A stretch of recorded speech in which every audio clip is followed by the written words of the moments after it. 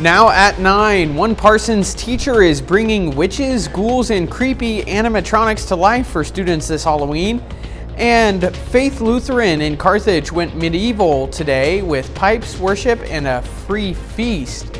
Plus, Crowder College and Neosho Habitat for Humanity teamed up to give students hands-on experience. The 4 states' most watched news starts now. This is KOAM News at 9 on Fox 14. I'm Anthony Saviello. Well, to get ready to celebrate Halloween, a teacher in Parsons, Kansas has a spooky stage set up for students to experience. The stage is filled with animatronics, complete with witches, ghouls, and a whole lot more. I also get to teach kids that something might look scary at first, but they can be brave and work through it and learn that it's all for fun and they can enjoy it, just like I do. The haunted stage is open for all students, kindergarten through 5th grade in the Parsons School District. You want to know more about this? Tune in to our 10 p.m. show. Well, pipes were calling in Carthage today as the Faith Lutheran Church held a medieval worship service. This event is held in remembrance of the Protestant Reformation, which marked a huge split of the Protestant Christian denominations from the Catholic Church. Those who attended the service were able to enjoy a free medieval lunch. Reformation Sunday was the breaking of the ideologies of the Roman Catholic Church in the medieval days, where the Roman Church was using their authority to control the people by different things like indulgences. This event was supposed to coincide with the Renaissance Festival, but that has been rescheduled to next week. Let's go ahead and check in with meteorologist Lindsay Gaffney.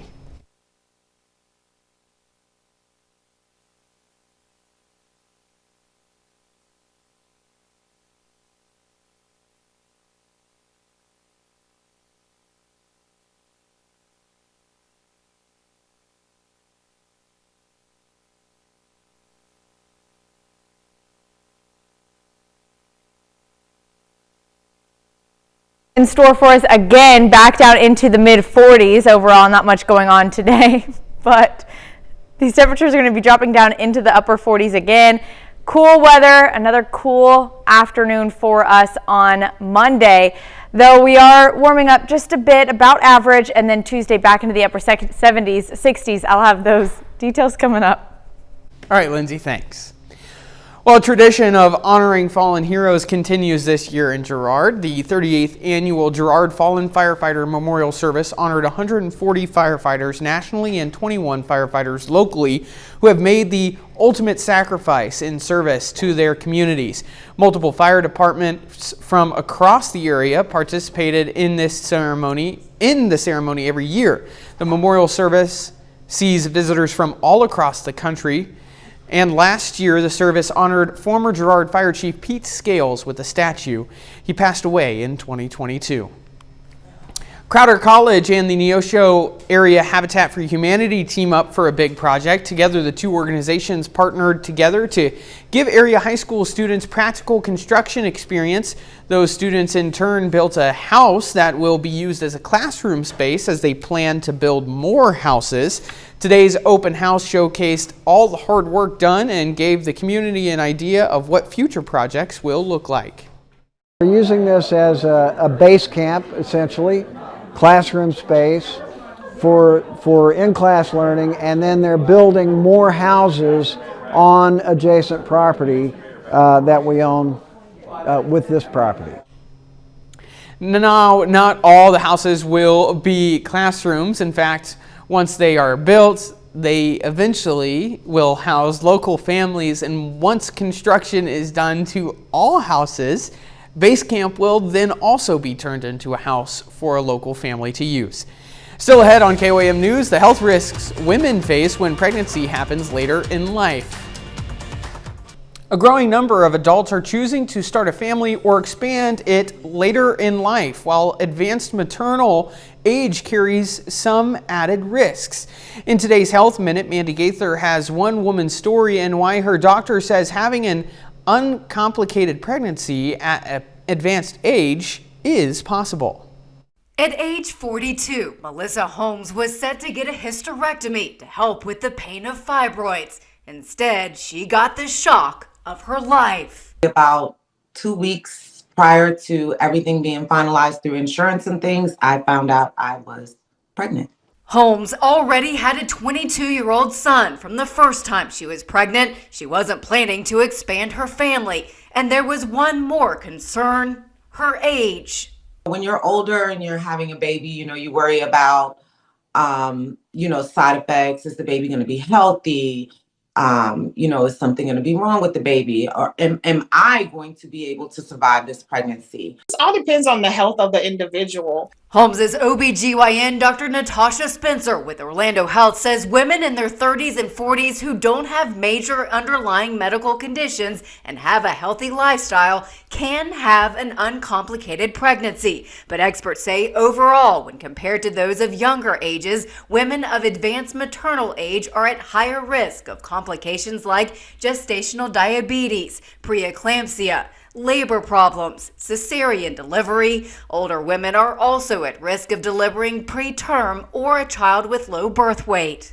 That women should, if it's definitely within their heart's desire to speak with their obstetrician gynecologist about pregnancy, despite them being older. On December 19th, 2023, Holmes delivered a healthy baby boy. I couldn't imagine my life without him. For Health Minute, I'm Mandy Gaither. Dr. Spencer says if a person of advanced maternal age wants to get pregnant and does have a medical condition, make sure those conditions are under control. If you're on certain medications, she says you may also consider making sure there's ones that are safe in pregnancy, and make sure to start a prenatal vitamin to get your body in its best shape possible for a healthy pregnancy. Fertility treatments could soon cost less under a new federal initiative. Thursday, the White House announced 3 common in vitro fertilization drugs could be sold at discounts of more than 70% through a government-backed website launching next year. The plan also includes incentives for drug makers to expand production in the United States. During the announcements of the initiative, President Trump encouraged employers to offer more fertility benefits. The proposal stops short of Trump's campaign promise for universal free coverage. Check your freezers. Publix is recalling its rich and creamy vanilla ice cream over an undeclared egg allergen. The product may also have a mismatched French vanilla lid and was sold in half-gallon containers with a sell-by date of June 19, 2026. It was distributed in 6 southeastern states, including Florida, through stores in 4 Florida cities, as well as in Virginia and North Carolina, are not affected. Publix says there have been no reports of illness. Customers can return the ice cream for a full refund. Details are available on the Publix website. Lindsay is next with a complete look at your forecast, and later, soybean farmers are struggling to find buyers this harvest season, and what's behind the drop in demand.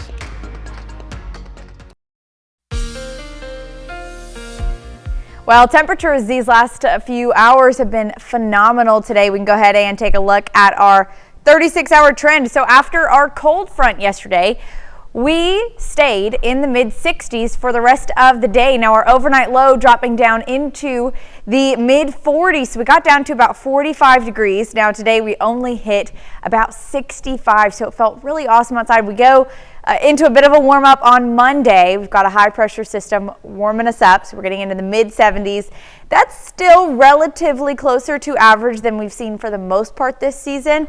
But we do have a dry cold front that's going to be moving in late Monday afternoon, and that's going to be shifting those winds back out of the north, bringing in some more cooler temperatures. Luckily for us, though, we do get a break from the rain, so we're not going to see any rain along that cold front. Now taking a look at downtown Joplin from the Cornell Arts and Entertainment Complex, we get a nice night tonight. Clear skies pretty consistently tonight and through Monday. So here we are, 6 a.m., those southerly winds, and we start to see winds gusting pretty quickly as well. Now here comes that dry front. Again, early to mid-afternoon, the front starts to push in, and then we even see some showers developing out in Arkansas after it moves out of our area. But then those northerly winds move in, and we actually see some strong winds gusting ahead of the front and behind the front. So throughout your day on Monday, you could expect winds, here we are, gusting up to nearly 40 miles per hour out in Carthage, Stockton, Mount Vernon, even 35 miles per hour in Joplin. These are going to be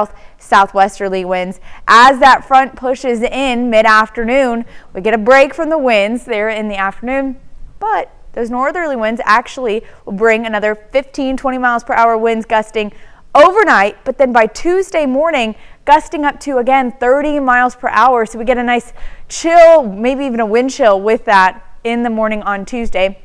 And those temperatures are also going to be much cooler following this dry front as well. So by Monday afternoon, again, mid-70s for the Joplin area, Wichita, even out in Fort Smith and Little Rock, Oklahoma City, still in the low 80s. Overnight low, because of that front, dropping back down into the low to mid-40s. For quite a few of us, Kansas City, Wichita, down in Arkansas and Oklahoma, still in the 50s, but we're also going to be back into the 60s again on Tuesday. So we do have another cool day in store for us, though it's not going to be very long-lived. We have more average temperatures continuing after that Thursday and Friday back into the 70s. And then our next storm system arrives late in the week. That's going to be on Thursday. And that will bring some much cooler temperatures as well. But our first frost is still estimated to hold off until the first or second week in November. So again, we still have quite some time before we're actually going to see temperatures dropping down into the 30s. But we get close once we get past our next storm system. So here's our first front, and then we have our second front on Monday and Tuesday. And then Wednesday night, you can see those highs in the upper 50s and the lows in the upper 30s. So we're getting close to some really cool, chilly weather. I'm excited. I'm ready to break out some sweaters and my jackets. You needed one this morning. I did. Oh yeah, I put on my fuzzy socks and everything. Yeah, me too. Yep. I'm fuzzy socks and everything. All right, thanks, Lindsay. Coming up, Russia faces pressure from failed offensives and fuel shortages while Trump gains diplomatic leverage, but Putin shows no signs of bending. It's harvest season for soybean farmers, but this year many say there's no one to sell to. A global glut and trade disputes have left prices low and demand even lower. Brett Forrest spoke with farmers in Colorado who say it's one of the toughest years they've faced and why they're still hanging on to hope for a turnaround. For soybean farmers like Ryan Hansen, he's got plenty of crop this year. But what he doesn't have is a buyer. Pretty disappointed. It's not looking good for us. This harvest, there's a good supply with low demand. High supply worldwide would normally depress prices anyway, but coupled with low demand, We haven't sold them yet, but it's probably I don't suppose hang on to them very long. The market doesn't look very promising. that low demand is in part due to tariff and trade disputes between the U.S. and China, who happens to account for around 60% of the world's soybean imports. And according to the Department of Agriculture, China was responsible for more than half of all soybean exports out of the U.S. last year. Now, China is turning to countries like Brazil and Argentina, exacerbating the issue. What overall is the state of soybean farming here in Colorado, but also the U.S.? Right now, it's terrible, terrible, and terrible. That's Rod Hahn. He's part of the United Soybean Board. His family has farmed in Yuma County for over 100 years. I don't know. I think they taste good. He began farming soybeans as a rotational crop in 1998. Right now, he's seeing overproduction, lower demand, and large carryover. That's the amount of the crop that's left after the growing year that's not used and carried over to the next crop year, and that depresses the price. In Colorado, soybean farming peaked around 2017 with around 19,000 acres of crop. That dropped to 10,000 acres in 2022 due to some farmers shifting to other crops. But Rod Hahn says they're usually good money and good for the soil. Economists like Tatiana Bailey say the tariffs might be generating revenues, though Americans are paying for them and farmer subsidies are likely incoming. I don't see any reprieve for the soybean farmers at this juncture. The only reprieve, if you will probably be the subsidies, the additional subsidies above and beyond the ones that already exist. But Rod Hahn thinks there will be a rebound one way or another. since soybeans have a variety of other applications from biodiesel and firefighting foam to tires and milk alternatives. Farmers are optimists. You go out every year, and no matter what the last year, what was it like, when you go out to plant your crop, hey, that's going to be the best crop you ever planted. Some top consumer headlines for you. Also, the Federal Aviation Administration is giving Boeing the green light to boost production of its 737 MAX jets. The FAA had capped output at 38 planes a month following a door panel blowout on an Alaskan Airlines flight in January 2024. Friday, regulators said Boeing can now increase production to 42 aircraft per month. The agency says inspectors conducted extensive reviews of Boeing's production lines and will continue direct oversight. Boeing's CEO says the company plans gradual increases every 6 months, each requiring FAA approval. Boeing thanked regulators and suppliers, saying safety and quality remain top priorities. Up next, slow down and take it easy. It's International Sloth Day. Here's how you can celebrate these slow-moving creatures and help keep them safe. Well, there's no need to be in a rush today. That's because it's International Sloth Day, and just to be clear, we're talking about nature slowpokes, not that guy from the Goonies. Now is the perfect time to just slow down and look around, especially with it being so late in the evening, because what's the rush? If you really want to help sloths, you can donate money to nonprofits that help those smiling, cute little animals. Many of them help protect their native South American partners. 30 more minutes of news, weather, and sports coming your way. Coming up, tens of thousands march in Seattle, rallying against Trump's policies and calling attention to cuts they say threaten democracy. You're watching the 4 states' most watched news. Thousands of people gathered under the Space Needle today, taking part in a nationwide No Kings protest against President Trump. Alex McClune shows us how Seattle's crowd turned out and why many say their fight is just beginning. Under the Space Needle, thousands rallied around another No Kings protest, marching against President Trump's moves toward authoritarianism. Benjamin Franklin was asked what kind of a government they were establishing. Congresswoman Pramila Jayapal told a crowd as far as the eye could see that Franklin's warning rings true today. She famously answered, "A republic, if you can keep it." Donald Trump has got to go. Ho, ho. The president's second term is defined by immigration crackdowns and an institutional overhaul. Organizers say the No Kings movement is growing from a few thousand nationwide just months ago to what they call the largest protest in U.S. history.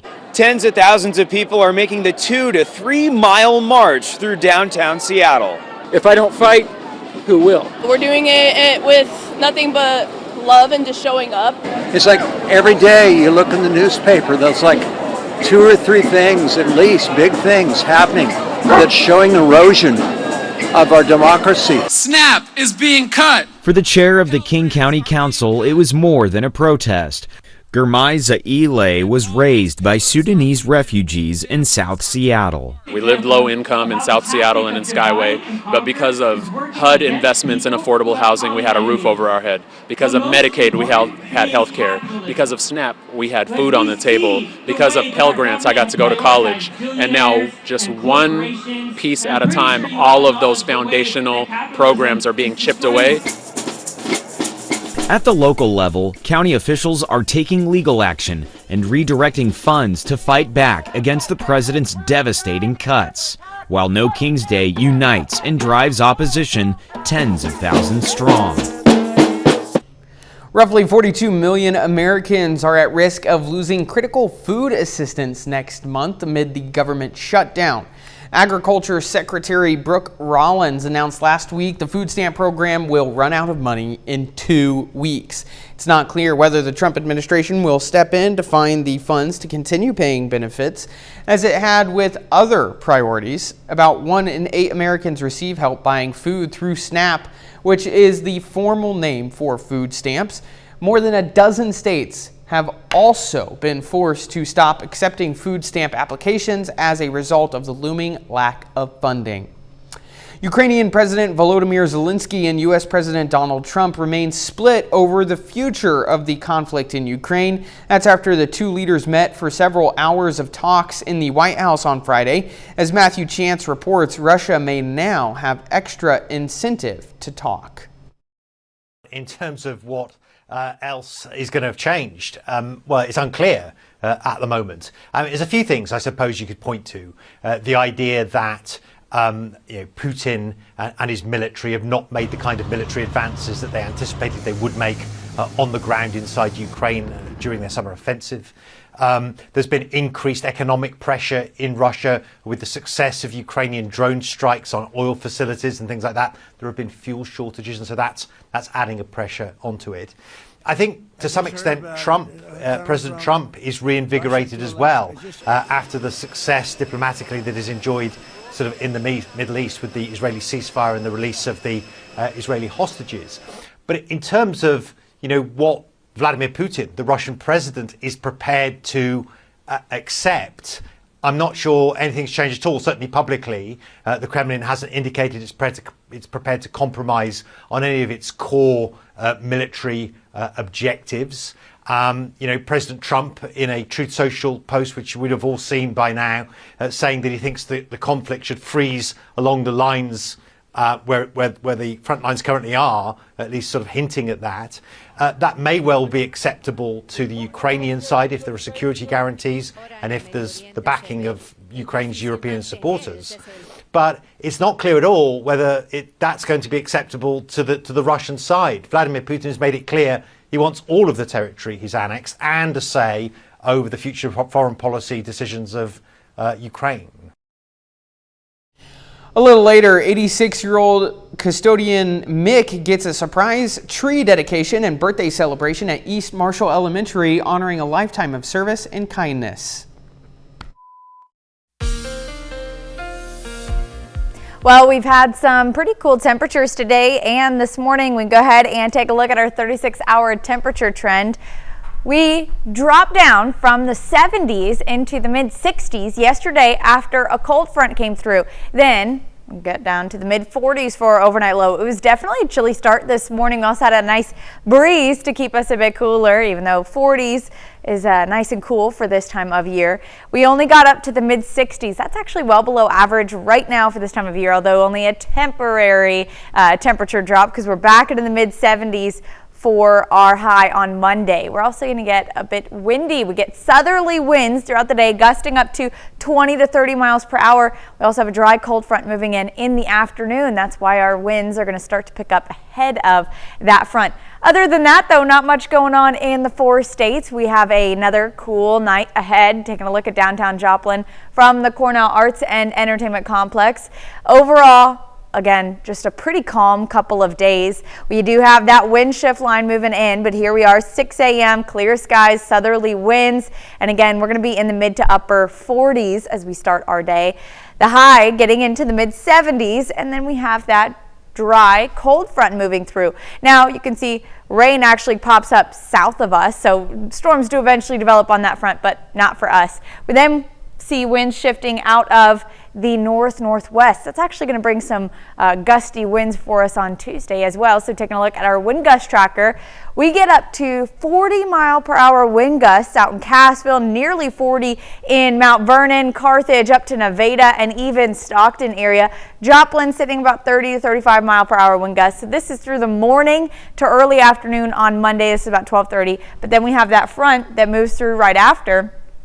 Winds start to die down just a bit briefly overnight and then pick back up as we head into Tuesday morning, actually gusting again back into the 30 to 35 mile per hour range. So Joplin sitting right about 30 miles per hour with winds gusting out of the northwest, and then further north, pretty strong wind gusts. Now those temperatures are also going to take a little bit of a dive as well Tuesday morning and into Tuesday afternoon from our mid 70s on Monday, getting down into the low 40s, so actually a couple of degrees cooler than what they were this morning. And then our high upper 60s on Tuesday, even lower 40s as we head into Wednesday, about 40 to 41 degrees. Some of us may even drop as low as the upper 30s, about 39. Now, for the rest of the week, though, it is going to be pretty average. We're getting back into the 70s by Thursday and Friday. We also have our next chance of thunderstorms on Thursday, or starting on Thursday, but our first frost is still estimated to hold off until early November. So we do still have some warmer days ahead, mostly mild temperatures in the 70s, a couple of days there in the 60s, but by next Wednesday, 2 cold fronts away, temperatures in the 50s for the highs and 30s for the lows. Wow. So that's going to be really nice. It's fall, y'all. It is. I'm starting to feel like it. Yeah. Ready for winter, actually. You're shivering right now. Is that what I you do have goosebumps. Already. It's I cool. Do. It's cold it's in different. Here. All right. Thanks, Lindsay. Still ahead, the Kansas City Chiefs look to get back above 500 for the first time this season. Highlights and analysis from Kansas City's matchup with the Raiders up next in sports.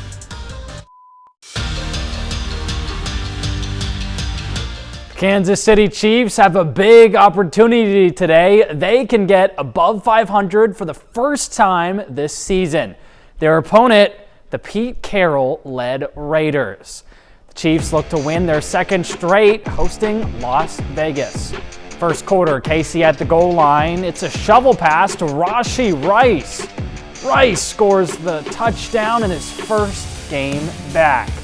Second quarter, Chiefs driving again. Patrick Mahomes fires down the middle to Hollywood Brown for the score as Kansas City leads 14-0. Final seconds of the half, Mahomes with the quick throw to Rice for the touchdown, and the Chiefs take a commanding lead. Same score in the third. This time, Mahomes hands it off to Isaiah Pacheco, who bullies his way into the end zone as the Chiefs cruise to the 31-0 victory over Las Vegas. KOAM Sports Director Ryan Blank has the post-game analysis from Arrowhead. For the first time this year, the Kansas City Chiefs are above 500 after another dominant win at home, defeating the Raiders in shutout fashion 31-0. The story going into this game was the long-awaited return of receiver Rashee Rice, and it took him no time to find the end zone, scoring his first of 2 touchdowns on the day on the Chiefs' first offensive possession. Just a lot of passion. I had to get the first one out the way. I probably won't be punting the ball anymore, but I had to bring the juice, had to bring the spark to the offense. First play, first touchdown of the game. So however we need to get our energy going, that's how we had to do it. It meant a lot more today. You don't really notice how much you love something until it's gone or possibly could be gone. I was able to get a glimpse of that, and, I don't ever want to feel that again. So just being able to be out here with my brothers, that's like the most love I've had in a long time. I felt great. I thought he came out and functioned at a high level for being gone for all this time. It's crazy that he can come back and do what he did and do it at the level that he did it at. Throughout the season, we've talked about the KC receivers' mentality of EGE. Everybody's got to eat. And they ate good indeed on Sunday, with 9 different Chiefs recording a catch and the team totaling 434 yards of offense. We have a lot of weapons. We have a lot of guys, and they all love each other, and they all want each other to succeed. So, having him and Trav working underneath with Hollywood downfield, Taekwon downfield, Xavier downfield, you don't know where it's coming from. And so Juju's out there making plays happen. And so guys are just ready to go out there, and when they get their opportunity, they're going to make the plays. And you saw that throughout the entire game. Everybody made plays, and it might be one guy's game one game, and then it might be another guy's game the next game. But as long as we're getting better all together, we can go out there and have a lot of success. It wasn't just all about the Chiefs' offense in this one, as the Chiefs' defense shut down the Las Vegas offense, holding them to only 95 yards of offense on 30 plays, including 0 third-down conversions. The looks we was given, we was loading the box to force them to, if they're going to run the ball, we were just going to load the box. So kind of forced them to pass the ball, and we was able to capitalize on that. When the offense scored a lot of points, it puts us in position to do what we do best, and that's rush the passer. And when we have success at rushing the passer, I think as a defense, it helps us out overall. It may not just be the offense eating good tonight. After the game, Chris Jones told the media that the defense deserves some pasta from Steve Spagnuolo's wife, Maria, after pitching a shutout. But the Chiefs have won 2 games in a row, and they are back at home inside Arrowhead Stadium next week on Monday Night Football against the Commanders. Reporting in Kansas City for KOAM Sports, I'm Ryan Blank.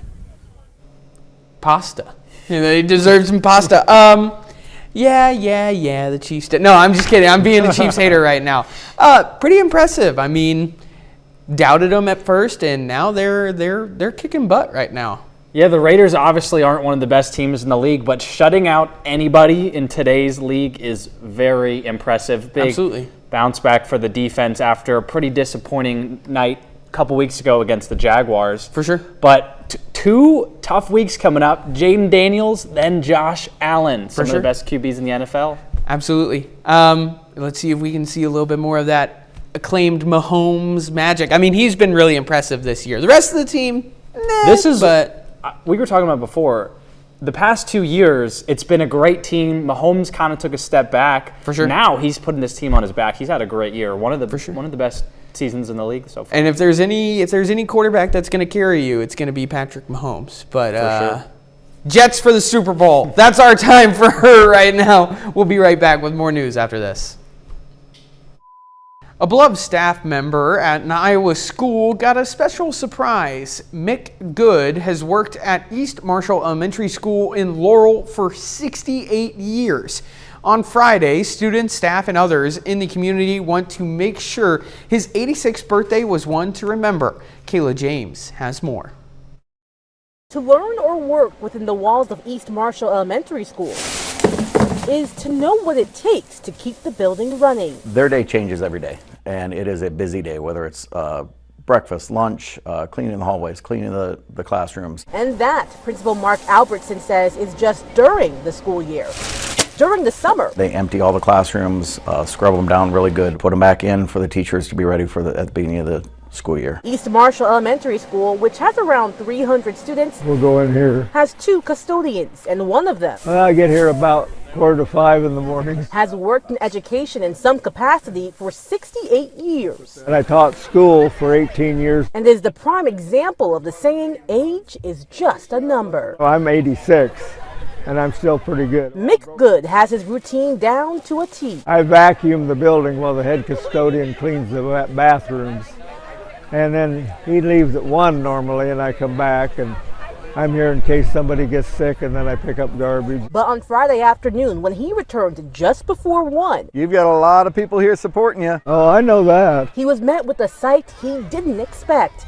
Students sitting in the playground near a decorated fence, staff dressed in shirts with a picture of him dressed as Elvis on front, and friends and family. Love you. Love you too. Ready and waiting to celebrate his 86th birthday. A few months ago, I asked you what one of your favorite trees was. Do you remember that? Yeah, I do, kind of vaguely. A tree dedication ceremony was the main event, with some of the very same students Mick loves to interact with doing the planting. You see him around the kids. He's giving fist bumps to the kids. The birthday celebration came with gifts. On behalf of the New York Yankees, Like a card with a message from Mick's favorite baseball team, and a written message from students. Thank you, Mick. Was near and dear to Mick's heart. Well, I just enjoy the kids, you know. And they're genuine. Especially in their singing to celebrate him. The entire thing. Hello. Oh, they're throwing a big party for me here at school. A complete surprise to Mick, who may be 86. Could I change these numbers around to 68? But is so full of life and kindness to share. he would give you the shirt off his back if he could. He is just a very giving individual. Congratulations. Thank you. Someone who gives his time by dressing up as Elvis during Elvis Week and giving gifts to students and staff. Gives his time to keep the halls of East Marshall Elementary School clean. And gives his time. Happy birthday! Yes, thank you. To make sure those he comes in contact with always have a good day. Well, the famous rat hole in Chicago may have been misidentified all along. The animal-shaped imprint that went viral last year drew crowds from across the country, but researchers now say it wasn't a rat at all. After analyzing the mark's size and shape, scientists found there's a 99% chance it was actually left by a squirrel. They say the outline is too large for a rat, and since there were no footprints, it's likely the animal fell from a tree onto the wet cement. That's rodenticulous. Anyway, a Michigan nurse has ran 50 races in 50 states and just hit her milestone birthday on her 50th. Well, it's just not another weekend for a Michigan nurse. She's turning 50, but she's also meeting a big goal she set for herself 15 years ago. Jolie Sherman has her story. I see a race and I can't not sign up. Michelle Floyd absolutely loves to run.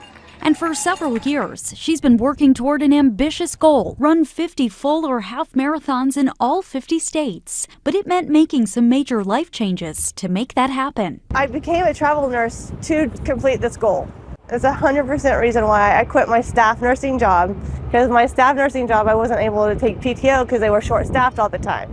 So I had to say goodbye to my favorite place I worked to complete my goal, and it worked. The Kansas native was 35 years old when she started this journey. Her first race was in San Francisco, where her parents flew out to see her cross the finish line. She's always been very athletic, extremely, in any sport. So I guess she just likes to stay active. She likes to travel. Floyd's mother, Jetta, says her daughter just couldn't stop. After that, she went on to complete 5 full marathons in 5 states and half marathons everywhere else. We did Texas, then we did Florida, then we did Oklahoma. I thought she was crazy.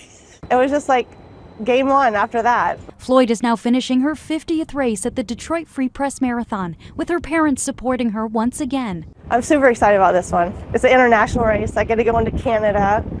It's going to be so exciting. I can't wait. And the timing couldn't be better, as she turned 50 on Friday, making it a weekend full of miles and milestones. That was the main goal, 50 states by my 50th birthday, so it's awesome.